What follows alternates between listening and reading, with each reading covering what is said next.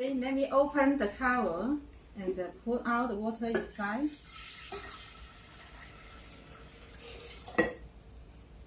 Close the cover and pour in the supply coil.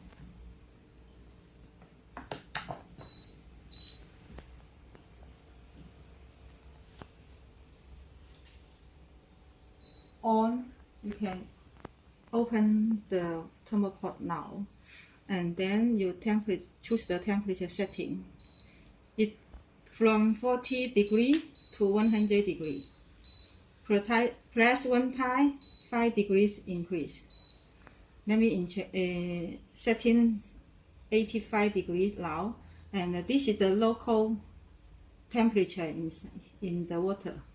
And now it's boiling, and after the power is 1350 watts. It's easy to boil out.